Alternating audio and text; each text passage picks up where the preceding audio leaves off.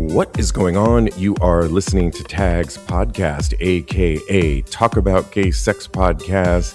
This is episode 768. I am your host, Steve V, alongside Jeremy Ross Lopez. How you doing, Jeremy? I'm really good. How are you?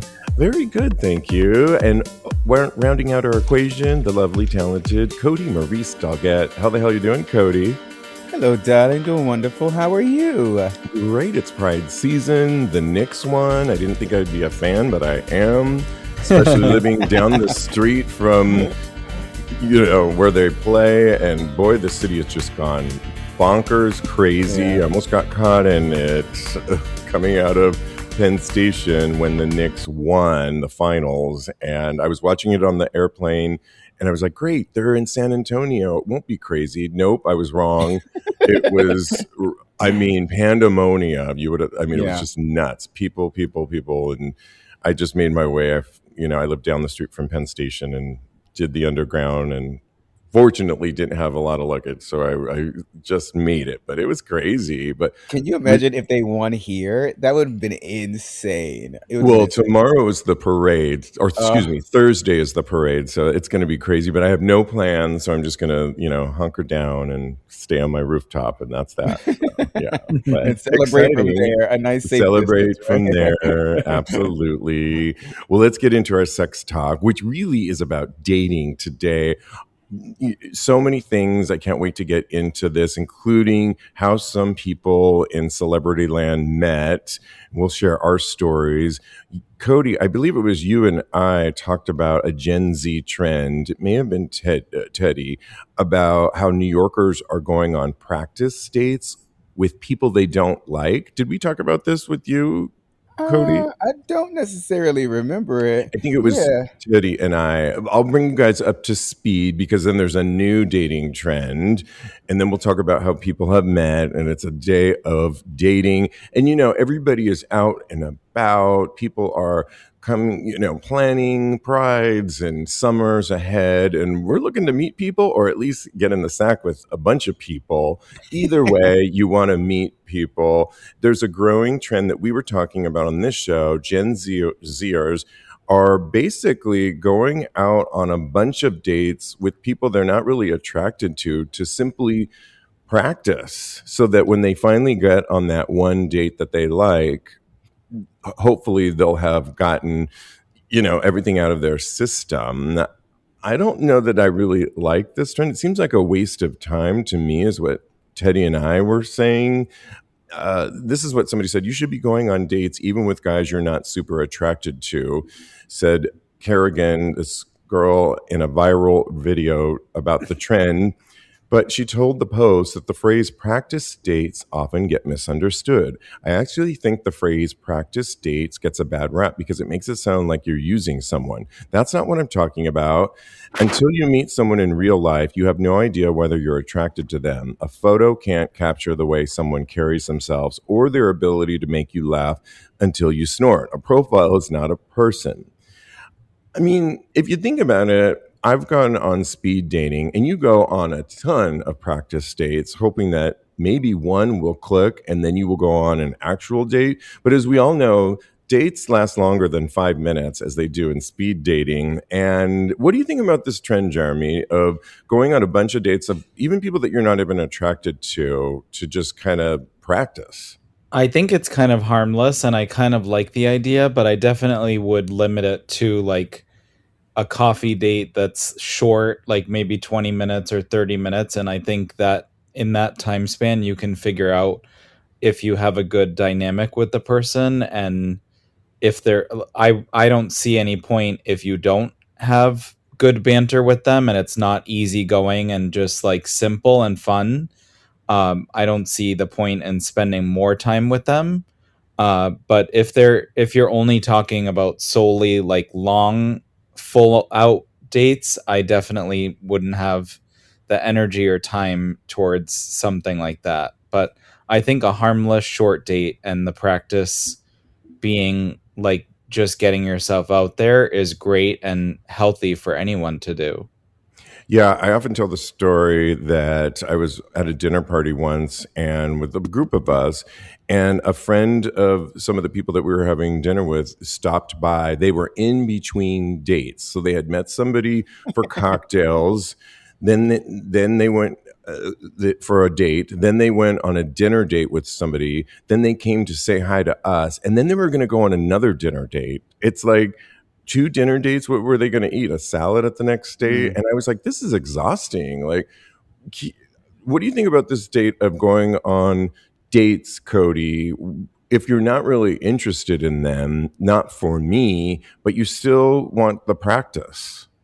Yeah, I think that dating, just like any other thing, it takes uh, when you put yourself out there, it takes a little bit of time to get back in the rhythm of going on these dates and kind of putting your best foot forward. So I'm okay with it. I think it's fine. Also, the greater point that I want to make is you never know what can come from these dates. Maybe you're not 100 like all the way attracted to this person. Hopefully you're a little bit attracted to them. And but you don't fall in love with a person because of how they look. You fall in love with the personality. Well, I do at least. So you never know what you can what type of rapport, what type of connection you're going to have with this person. So I say go on as many dates as you can. You need the practice, and you never know. You might find your soulmate that way. Yeah, I mean, I think if for me, I would highly recommend.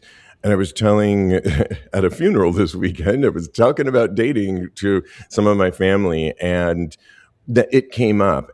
And I said, I'm a big fan of going on speed dating. If you can find it in your community, I'm sure there's all kinds. It's really fun. It's kind of lighthearted. You can even go with a single friend if you're kind of nervous about it.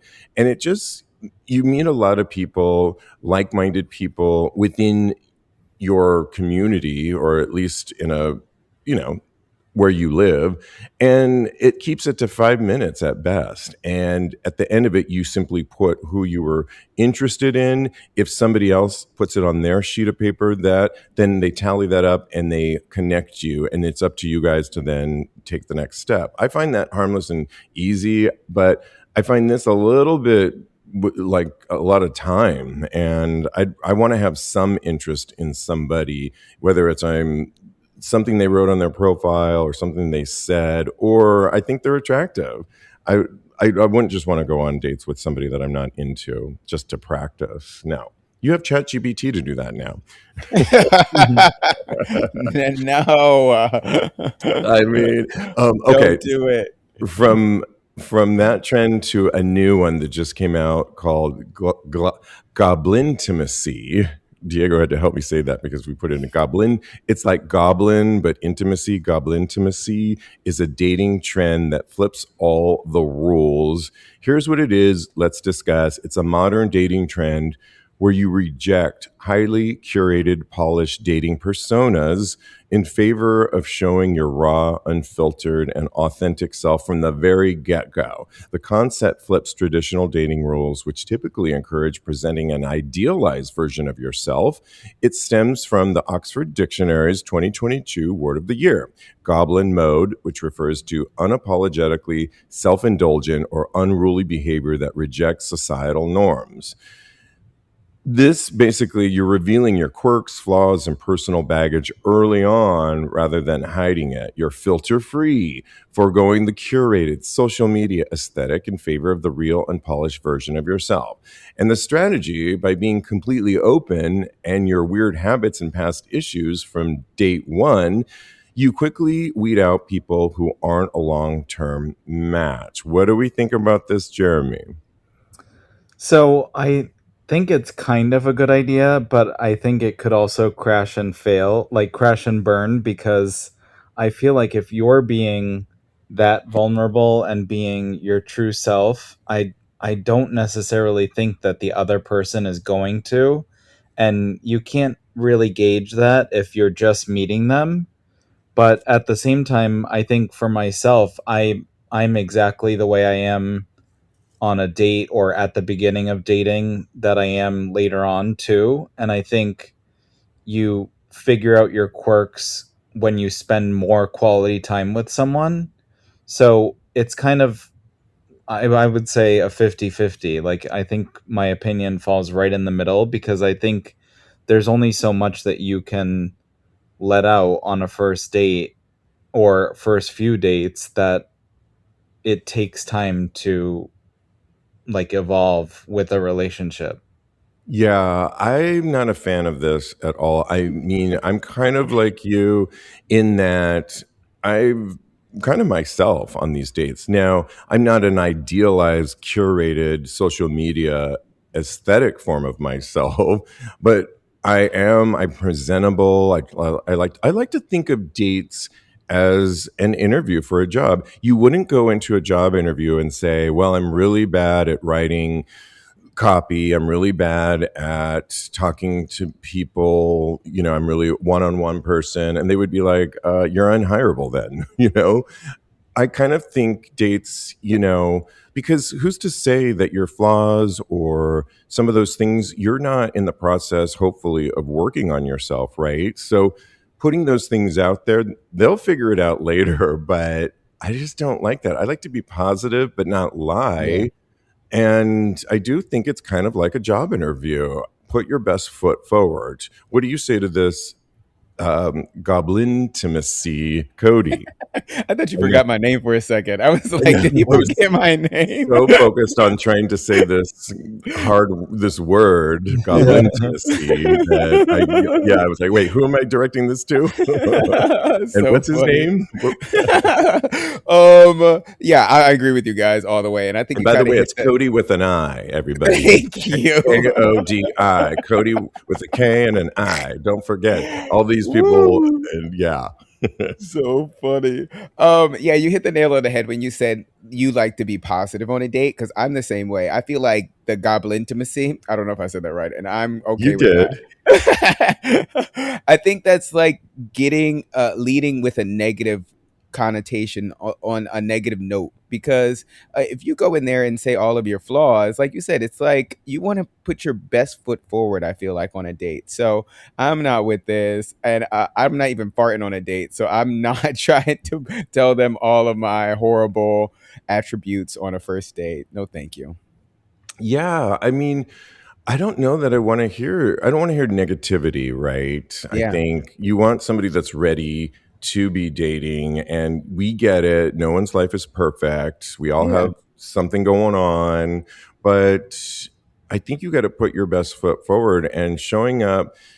They did make a point in this, the creator of this, that said it's not about being sloppy or looking disheveled. It's about, because we all know some people, a lot of my girlfriends go on dates, and my sister, for example, she presents herself. She does her hair, some makeup. She puts on a nice outfit, great shoes. And she's been on dates with people that have tebas on and kind of a crinkled up shirt. And it's like, where are you going? mhm, And that you thought this was acceptable. And maybe it is a look inside that, yep, this is how they roll all the time. I mean, I'm kind of sloppy right now, but my husband's, day off in the bed watching, I don't know, Game of Thrones spinoff, and we're being, but nobody can see us. But I just think be presentable, but you gotta be, and also it does bring up a point with gay men on how much do we share. What do we think about sharing about our past relationships? Does that come up ever? And what if you just met somebody on a dating app, another gay man? When do you talk about what you like in the bedroom? I do think this is specific to us. Now, I met my husband in the Eagle, and we did go to, the bathroom stall for a little bit. So I kind of figured out what it was, and, it worked out. But I don't know. Back to you, Cody. What do you think about talking about what you like in the bedroom and past relationships? yeah, in the bedroom is definitely fun, but I'm down for that. I'm down Like talking for. about what you like. Yes, I think sexual compatibility is very high on my list as far as dating is concerned. So I think that talking about that, for me, I feel like it's just going to come up naturally. So I mean, and again, these Really? these things, Wow. yeah, Do yeah. you I think it talk comes about. up naturally, Jeremy? No, I don't. I mean, not if you're trying to connect with someone. I feel like when you're first meeting them, it's not, at least not like the first thing that I'm talking about or one of the first things. So, I mean, I think it's a possibility that it could come up, especially after a long first date and like more drinks and stuff. But I definitely, it's not like a guarantee. It's not a guarantee. Yeah, what do you say to that, Cody? Well, I mean, if we should go on a date, Jeremy, then we'll see. No, I hear what he's saying, but I don't know. I think it's just like as far as your personal preference. I feel like for me, it would come up for sure. And I think I've been on dates. Maybe it hasn't come up, but I think more often than not, it has. I've brought it up or we've talked about it because, yeah, I guess I'm a hoe. It is kind of, it is brings up a specific issue for gay men in particular, I think, because I told this story before, but I met a guy at the Naked Beach and I saw all his packaging and I literally summoned him over. I was with my straight buddy at the Naked Beach and I saw this guy beefy with his dick down to his knees practically, and I waved over to him and called him over and my friend was like, what are you doing?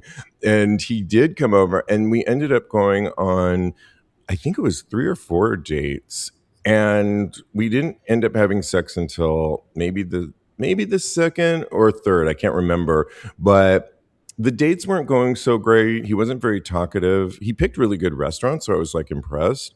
But there wasn't, like, I had to pull conversation out of him. And when we finally did have sex, it was very vanilla. Well, cut to later when we weren't dating, because it didn't, to me, I was just like, yeah, this isn't going anywhere. He saw me going to a leather event and I posted myself kind of looking like a leather daddy. And he commented on it and said, ooh, I'd love for you to control me, or as the daddy one. And I Oh, said, well, where was all this when we were dating? You had your see, chance. And I think he was trying to reignite that. Now, I don't know if he had to say that in the early dates, but a little bit of that could have come out and maybe it would have lasted a little longer. But to me, too much time had gone by for that. Yeah.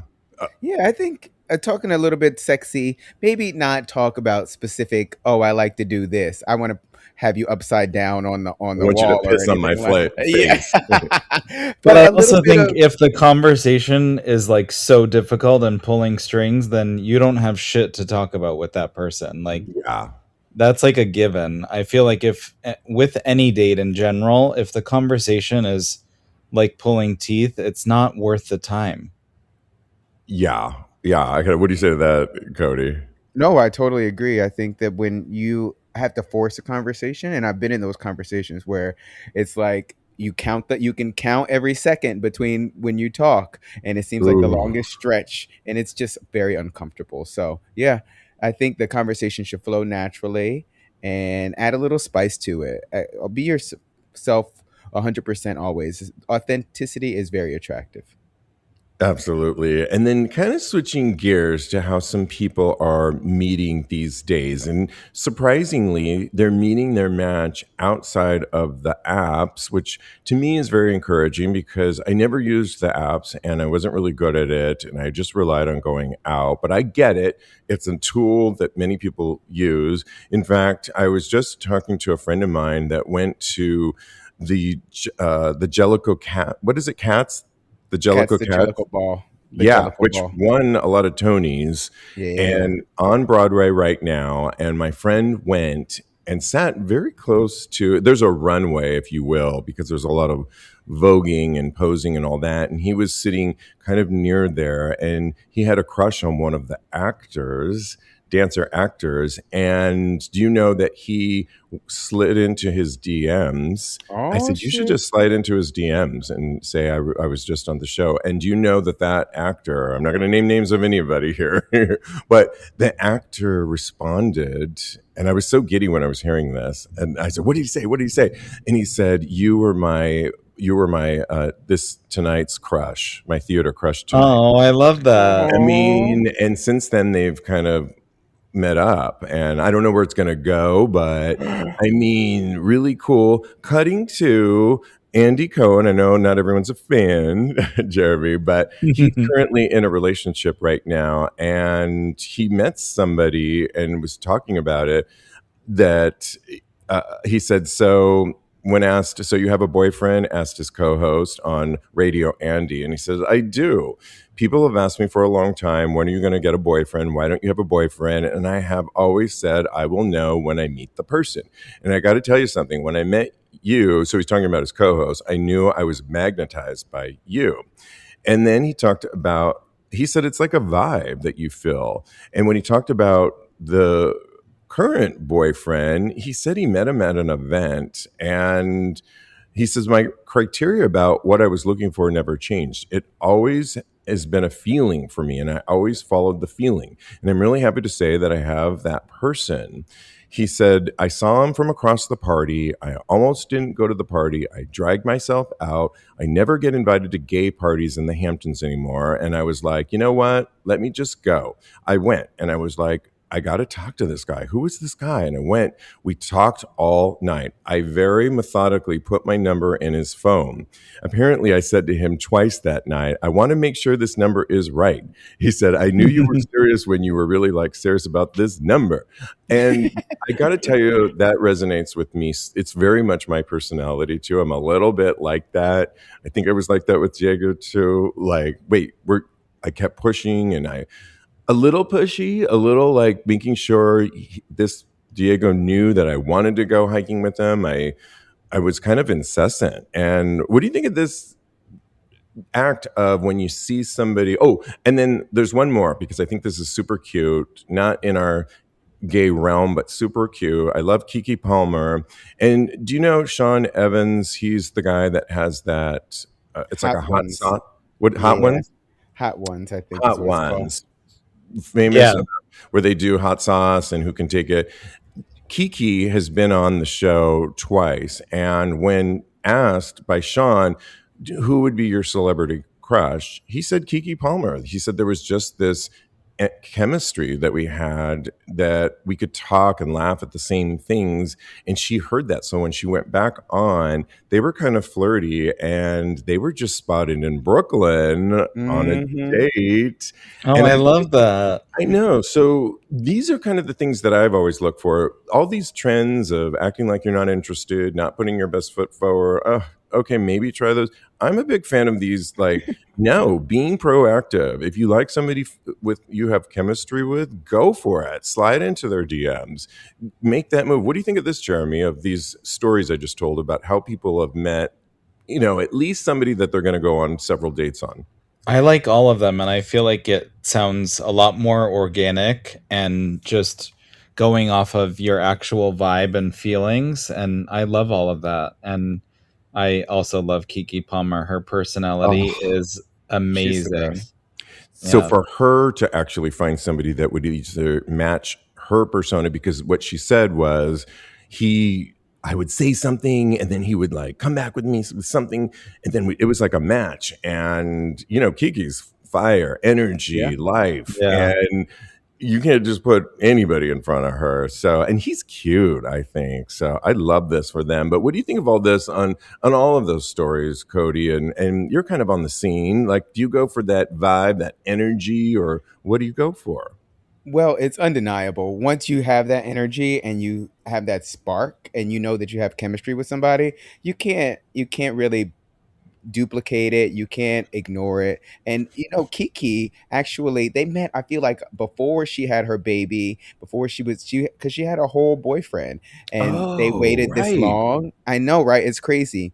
And they still have that chemistry. So that just goes to show it's unignorable. So just look for it, you guys. And I know I'm looking for it. So hopefully I I think find she my was. Yeah, you're right, Sean though. hot one. It's like a vibe that she had with him just being a guest on his show, but it was simply a vibe. I don't know that they had great banter. Maybe she thought he was cute. Maybe he thought she's like sexy and pretty, but it was really just that. And then when asked, he was honest, back to honesty. She got word of it and then went back on the show with that knowledge and then kind of put a little bit more out there. And then that led to their date when she was finally free and able to do so.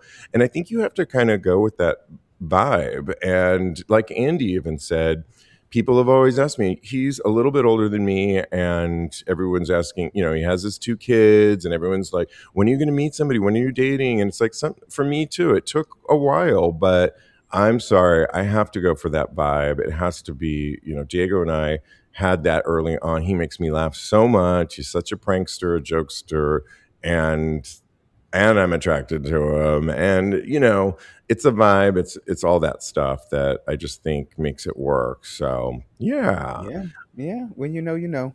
When you know, you know. And let us know what you think about these trends. Let us know about how you met your partner, or what's the dating scene looking like. Would you try any of these? Goblin intimacy, or the idea that you just go on a bunch of dates and for practice? We want to know. We'll talk about these on Tags Live on Wednesday at 9 p.m. Eastern, but weigh in on the conversation. Go to our Patreon page, patreon.com/tags podcast. Grab a free tier or grab a paid one. Happy Pride to us, right? Do us a favor, but we love. Definitely. Happy Pride to us. Happy Pride to us. Let's get into some hot topics because there are a bunch. And there's an update for those of you.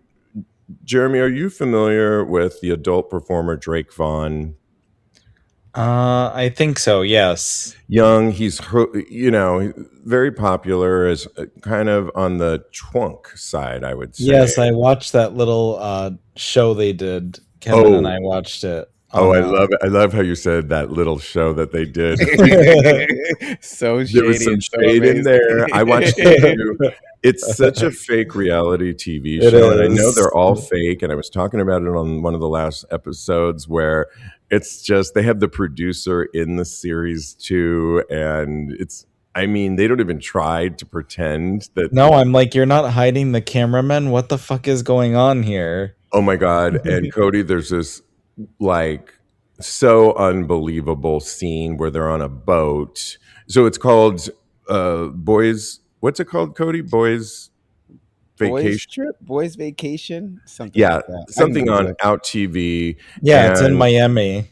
With Boomer Banks and Drake Vaughn and Max Connor, and there's another guy.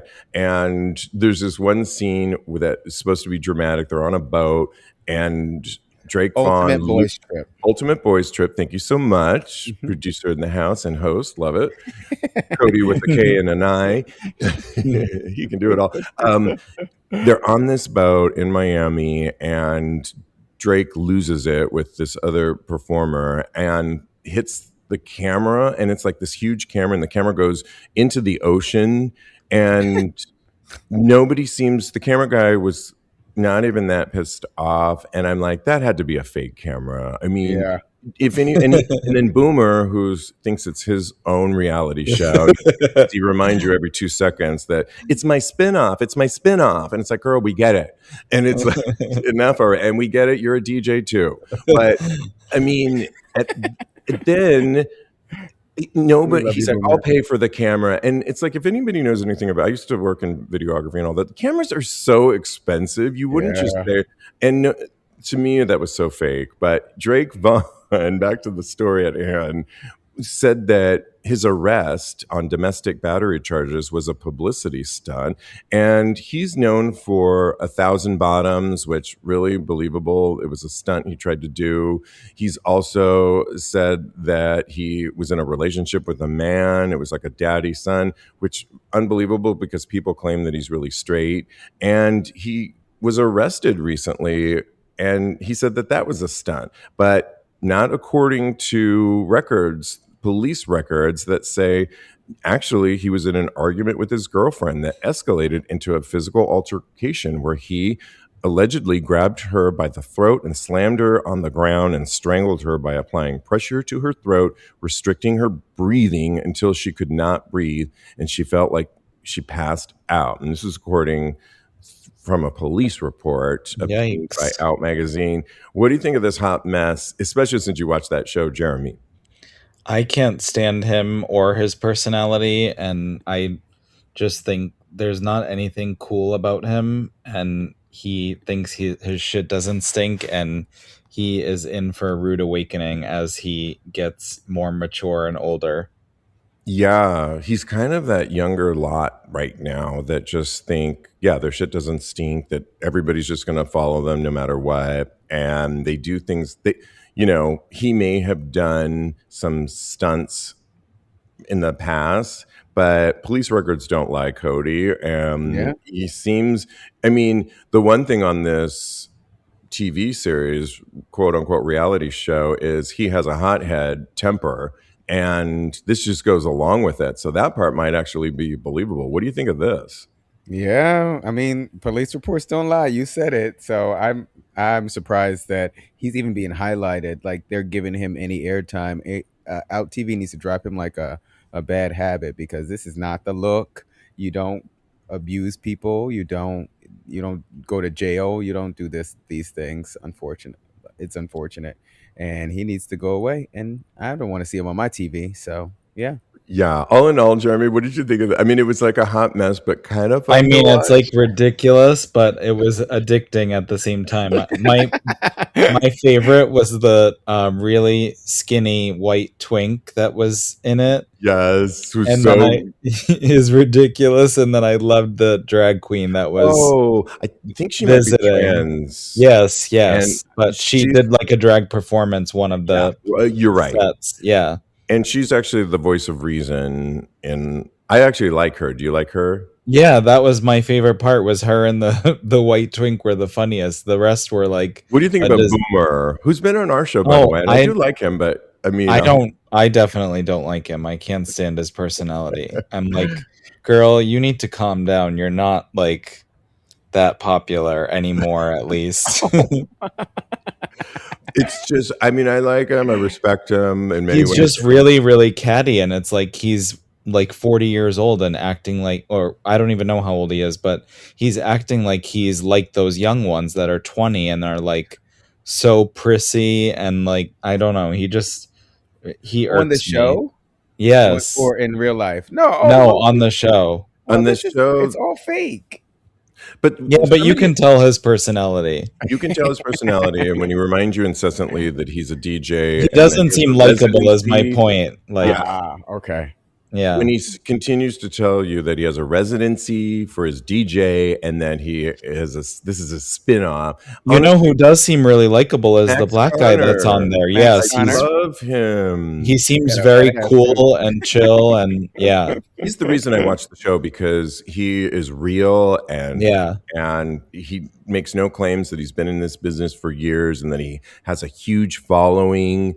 And he's upfront about his personal life too, because apparently he usually tops in most of his adult work, but he's Yeah. been mixing it up and bottoming. And I think that's, we got to look into, he's being honest like that. But his humor on the show and the way he makes the show for me, and it's yeah, and definitely. likable too. Yeah. Max Connor has a gangbang. He gets gangbang. It stays in my rotation. It's really hot. Oh, okay. I'll send it your way. Please. Send it to all of our way. We'll look it up. Yeah.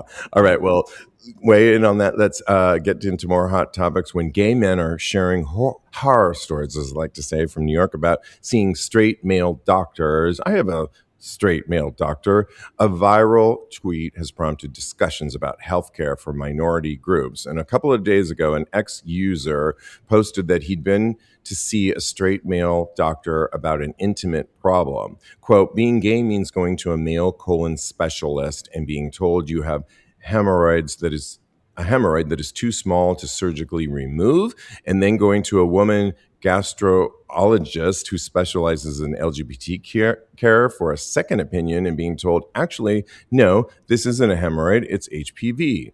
A second tweet Like, what? I cannot fucking stand straight male doctors. How the fuck was the one I went to gonna let me walk around with fucking HPV? How the fuck does a colon doctor not fucking know the difference between a Mm. hemorrhoid and HPV? Well, those are specific doctors to me that they're talking about when you deal with the ass. And I can't, it would be remiss if I didn't mention the good doctor, Dr. Goldstein, who's our special, our lovely guest who's on the show all the time, who really is a proctologist that realized there wasn't enough doctors for our gay health, and particularly our anal ass region that needs a little bit. I mean, on this show, I was older, but he still recommended that I get the HPV vaccine, which is 3 shots, and it's almost a year long because you get the first 2 and then you have to wait like several months to get the third one. But we did it, and I'm so happy I did. Plus, he really, in his book, But Seriously, love the title, talks about how we have special concerns. But if you're just talking about your general practitioner, I love my straight doctor. And I've heard horror stories of back in the day of my gay friends saying their gay male doctor was strung out at the circuit party and was in the medic center. I don't want to see my doctor at a circuit party in the medic center. It's like, no. But I'm sure there's a fine line between all of this. What do you say to this, Jeremy, about people going off on their straight male doctors? So I can totally see where they're not exactly the most helpful because they don't know everything there is that entails being gay. And then I feel like some of them know and others don't. So that alone is a little weary for me, but I also have always felt a lot more comfortable having a female doctor. I've only had a female doctor my whole life. So Oh, I my love that. my GP has always been a woman, and she's very blunt, and I really like her and feel comfortable talking to her, and she's super intelligent and helpful, and I just trust her opinion really well. And the one before that was excellent too. So yeah, I mean, me having a male doctor, I just have never really like wanted one or felt like I needed one. So that's my opinion on I that. love that. And I think, not for everybody, but I think you're probably really comfortable sharing, and she's probably really open to hearing your gay health, and Hmm. with a comforting ear and a knowledgeable ear. And I could see that too. I just got dropped into this and grandfathered into my current one, but I really like him. But I realize, like women, gay men, we don't need a gynecologist, but we do need specific doctors for our certain needs. And the example that I would share is years ago, I had a little like red, it looked like a pimple around my ass. I talked about it on the show a long time ago. You did too, Cody, as well. But at least for me, he thought that he could just pop it in the doctor's office. And I was like, ow, ow, ow, ow. I was like, no. And turned out it was something more serious. It ended up being a fistula that I had surgery for, and thank goodness everything was fine. But I think a gay doctor may have been a little bit, for that particular issue concern, maybe would have been a little bit more knowledgeable about our Hmm. gay health. Yeah. And that's why I happen to live in New York, so there's Dr. Goldstein and doctors like that. But, what do you say to this, Cody? Yeah, I actually have a gay doctor, and uh, I had a fistula too, and he didn't know. I had Oh, to go. wow. I know. Did he send you to a specialist, Yeah, he or? did, but he didn't know what it was. But I definitely had to get a second opinion because he was like, I don't know. So there are blind spots all over, but I do think I agree with Jeremy as far as like having somebody. Well, I don't think Jeremy said this because he has a female doctor, but oh no, he did. Sorry, cut that part out, please. um, Female, I yeah. yes, having a doctor that knows what you're going through is very helpful. And even Hmm. I can't imagine going to a circuit party and seeing your doctor in the medical wing because that would be I would be And another remiss. friend's doctor died but because What? he At a OD'd. circuit party? Yeah, this was Yikes. years ago. This was Wow. years ago, early 2000s, but still, right? But still, that would kind of freak me out because it would make me second guess whether or not they are doing the best for me and my health. But thankfully, I've seen my doctor at Pride before, but I've never seen him out at a circuit party. But I know I think he used to go. He's a little bit older now. He's been my doctor for a very long time, and I'm very happy with him. But yeah, he didn't know at first what it was, but he had the knowledge to actually send me to somebody that could actually help me out. So Yeah, I yeah, mean, I think what I would say also is, and everybody says this, you've got to be your own advocate for your own health, it's true. and you just really have to be on it. And it sometimes takes a team of people. I know we're not always fortunate to have that, but there in certain cities there are clinics for LGBTQ, and I think if you're not comfortable with somebody, then you've got to move on to somebody else. I like to keep my, at a certain age, you have to start seeing other doctors and such. But I'm fortunate, like the Dr. Goldstein, and there's a good urologist here that I see that's separate really from my general practitioner. But in general, I love him. I keep it quick and simple. And, we do all the blood work and all that good stuff. And I really like him. I'm not trying to spend all day in the doctor's office.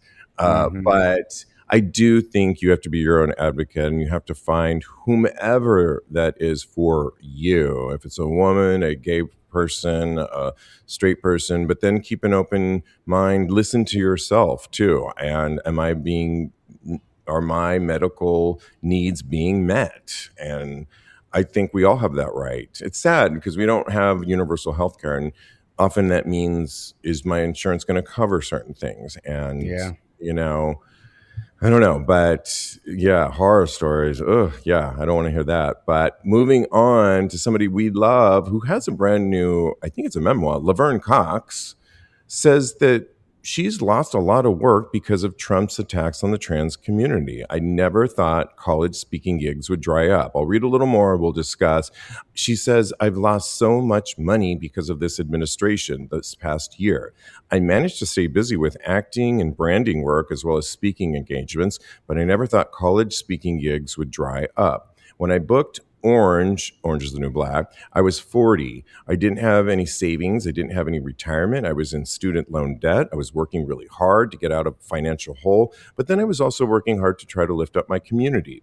When Orange came out in 2013, I didn't know how long that moment would last. I didn't know how successful it would be or wouldn't. Then, there was the Time magazine cover, 2014. Hello. I was doing speeches all over the country. I was doing whatever I could to humanize us by telling my story, trying to elevate the stories of other trans people as much as possible. We did a roundtable for variety with a lot of other trans people. This administration is very punitive with anything that suggests DEI or gender ideology, and corporations have been very scared. The past year or two, I've had to dip into savings and my retirement fund. So the blessing is that I have the privilege to have a retirement fund to dip into, but you don't really want to do that. Well, many people don't have that. So she's Hmm. ahead of most people, I would argue. But I don't know, Cody. What do you think of this? This administration, is it cyclical? Is she just going to have to ride the wave? But what about other trans folks that aren't at Yeah. her level? Yeah, it's unfortunate. It's really sad actually. Uh it was I actually kind of saw this coming, honestly, because people are scared out there. People don't want the retaliation from the current administration. So I think it's I hope it goes away soon. I hope that this is just like a recoil from the progress that we've made. I hope that we're not backsliding too far for us to actually make the progress that not give up on the progress that we already had. So I really hope that this is something that goes away pretty soon. We all have to just keep fighting and keep you know lifting up our trans brothers and sisters. Yeah, I mean, a couple of things come to mind in that when she's talking, we just had this amazing guest who has a film, The Rose. It's Tags Live, our last episode, talking about their short film that will be in Frameline coming out on June 22nd in Oakland, California, called Artifice, and it's a trans short film about like the experience of identity and labels. And the one thing that I brought up to the was it's under the umbrella of a film festival that runs 2 hours of short films called Trans Weird Shorts. And I said, how do you feel about the word weird when your identity just they put that word weird? I mean, I get it. It's a play on words, maybe, but if we're going to other, and right now, trans people are being, in America, erased under this administration. They don't even exist. You can't have a passport that says your true identity now.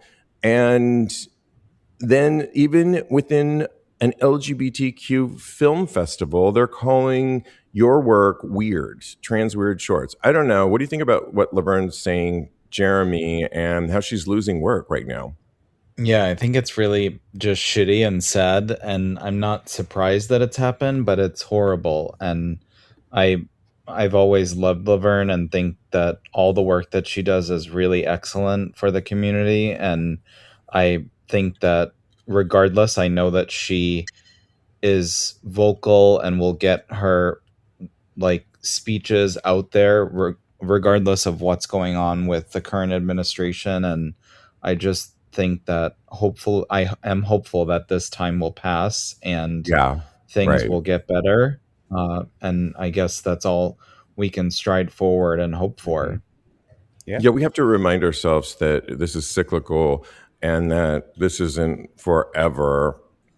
And, my sister kind of, you know, knocked some sense into me when, America's celebrating 250 years, right? And I said, well, what's there to celebrate? And she says, don't blame, you can still celebrate America and 250 years and all the good that's happening. I mean, the Obama Museum is going up in Chicago, and that's one way you could, if you're in Chicago, you celebrate that way. Don't give them all the power to, Hmm. Hmm. I and I agree. think I was doing that. My sister was like, don't, you can still celebrate America your way. I mean, we can celebrate pride and all that good stuff. And I like that she said that, and that made sense to me. So Hmm. also with trans, we will do our part, but hopefully this is cyclical and we will move on from it. Let's give advice because we love doing it on this show, and you can always ask us for advice. We'll do two. One's going to be more about life that comes from Reddit, and then there's another one that is more about our sexual work. Hi, Diego. He's coming over and wants to kiss me. Okay. This That's one's cute. interesting because I think maybe many of us have thought about our lives and where we're at, and it's called Life Checkpoints. And it comes from Reddit, and they write, in the last year or so, I've noticed a lot more of my straight friends have gotten engaged, married, gotten pregnant, or had kids. I've always been pretty okay with that up until now. It's really made me feel like I'm stagnated. Being 37, while all of this is happening around me, has left me feeling like I'm being left behind to some degree. I'm not jealous or anything like that. I also don't want kids. I still have more than a few friends who don't want to have kids, but we have stopped socializing as much as we did a few years back. I think I feel this way because I'm single, have been for 3 years. I suppose this is a bit more of a rant than a question, but given how he proposes that, Cody, it's somewhat of a rant. What do you think about life checkpoints when you see other people in your life at different stages?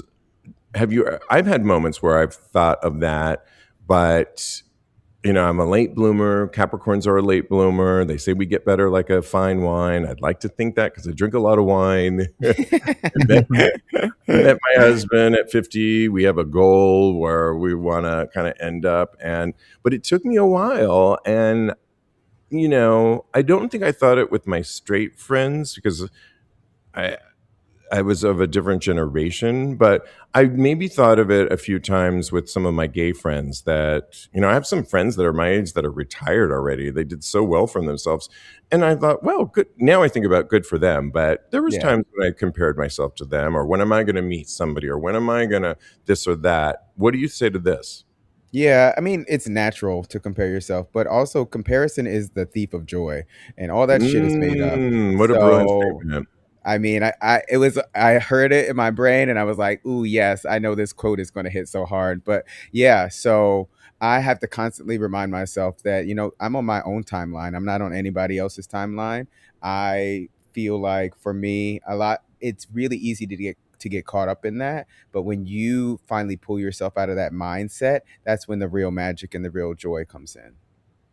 Yes, totally agree with that. I mean, Jeremy, it's interesting for you because you're of that age where and you have a lot of straight friends. You've gone to a lot of engagement parties, a lot of Mhm. weddings. You also uprooted yourself from New York City, kind of back to your hometown, but didn't really know what you were going to see. I know I'm telling your life story here, but in a nutshell, correct me if I'm wrong, please. No, you're not. But have really develop this amazing life for yourself that, I mean, it's just a joy to see. Didn't happen all at once though. What do you say to life checkpoints in your life? I don't. I think that a lot of them have to happen organically, and I think that they definitely. It's easier said than done, but they shouldn't be based off of what other people have going on for them. I think uh, in time, what is supposed to happen for you and is meant for you will. And I think it's best to stay optimistic and open minded. And I think just ride the wave, to be Yeah, honest. And I think that having goals is great, but I do think that a lot of it can't be planned. And as far as relationships go, and basing yourself off of other people's milestones, I don't think that that is kind to yourself. And I think that you should let your pace be what you're comfortable with and also sometimes what you're not comfortable with. But I think that overall, everyone has their own beat to their own drum. And I just feel like a lot of it can't be planned and is organic and takes time, and some develop faster than others. And I think that also marriage is one thing that you can't necessarily plan for unless you do plan it all. And sometimes when it's too planned, it doesn't exactly work out that well. So yeah. I think it's all just things that you need to give time and energy to whatever you focus on, and less about what other people do and what other people have, and really ride the wave, like I said. I agree. That's because I do think you got to plan, you got to have goals, you got to work, and you got to work towards these goals. But you have to be willing to pivot. That when life, Hmm.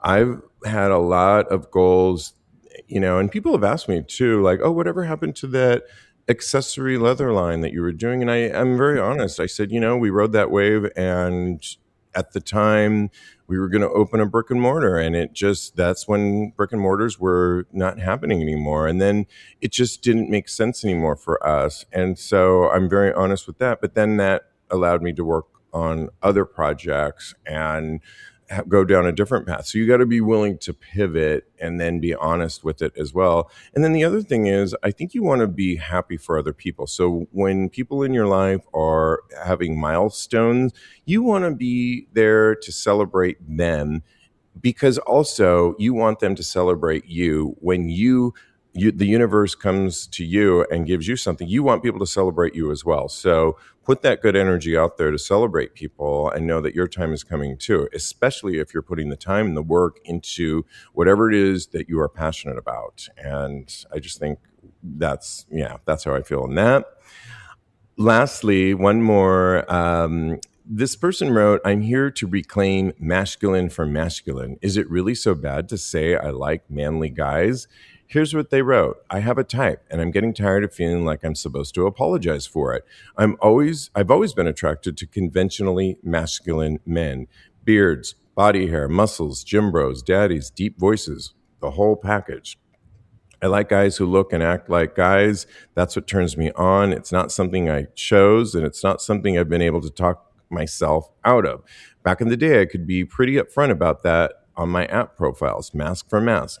And no, I never meant it as an insult to anyone. It wasn't mask for mask because everyone else is inferior. It was simply shorthand for what I was looking for. But somewhere along the line, the phrase became radioactive. Suddenly, having preferences was supposedly internalized homophobia or misogyny or some other character flaw. So I took it down and tried to be less specific. Here's the thing. I have I've had more than a few experiences lately where the person who showed up wasn't exactly who I thought I was talking to.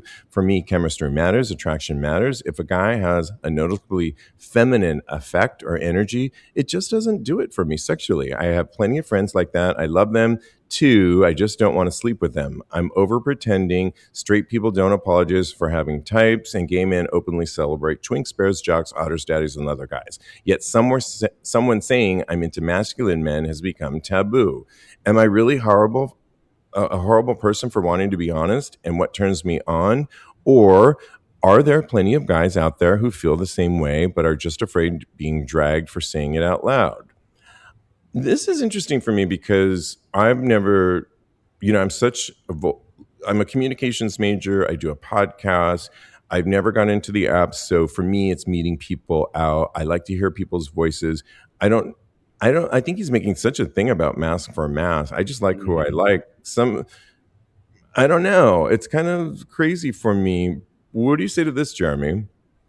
I think it's totally fine that that's what he's into. I just think maybe he's not I think he's taking it a little too seriously, and then I also think you don't need to shout from the rooftops what Yeah, you're into. You can Yeah. easily be under the radar and just be attracted to what you're attracted to. You don't need to say no fats, no femmes, no Asians, no, mask for you know what I mask. mean?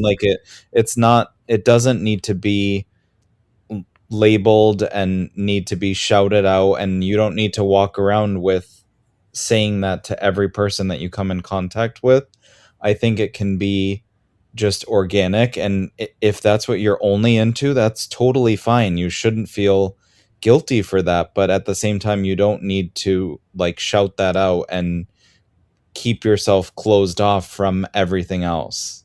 Yeah, I mean, I think if I thought about it, I've liked not overly masculinated guys. It's just I liked, and I didn't like the other extreme either, but I didn't put that as my overall preference. I wanted somebody that, I mean, I have a lot of other, I think if you put too much emphasis on that, what about all the other things you like in a person? And does everything go by the wayside just because I mean, are they a douchebag too? Yeah. And that's okay because they're mask? And I just think I hear him, you like what you like. I think to put that out there, I've never liked that mask for mask. It's an back to the energy, back to that vibe that you get with somebody. That's what I Mhm. put out there, and that's what I look for. I think putting all your emphasis, it isn't wrong to answer his question to like that, but I feel like you're then saying all these other things you're not looking into. They just really need to be that. And it's too much emphasis on that. Focus on the person and the vibe that may come that they're also a masculine person, and that's great if you like that, but I don't know, it just doesn't sit well with me. What do you say to this, Cody?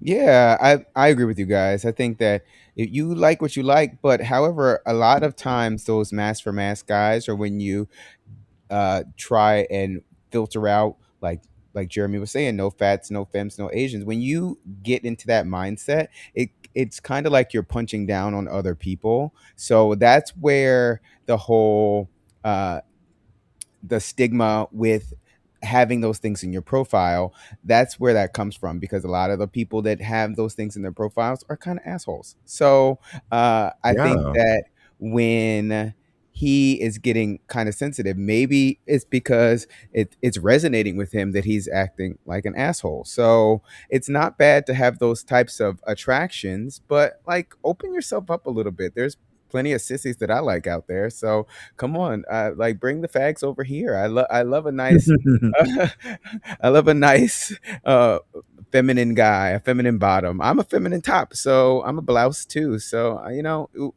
and I have great sex. So yeah. Yeah, Just be open. the overemphasis on that. I've had people back in the day tell me, I really, you present yourself very masculine or whatever, or your voice or this and that." And I knew that they were a mask for mask type of person, and that really turned me off because it just meant that they put too much emphasis on that, and I'm not like that at all, and so it turned me off. So they didn't do a service to me on making the date go forward, and I was like, yeah, this is a no for me. So yeah, I would lighten up on that and just focus on the vibe and the chemistry and let it be and see how that follows. Oh my gosh, could do this all night, but we've got lives to continue to have on this Monday night. And then we want you to listen to the show. So you can always follow my co-host. So much fun, you guys. Definitely. Follow my co-host, Jeremy Ross Lopez, on Instagram at jrosslopez. Follow Cody on the gram and Blue Sky at Mr. Maurice. Follow me on the gram. I am _Steve V. And in the meantime, continue having hot gay sex. Lovely.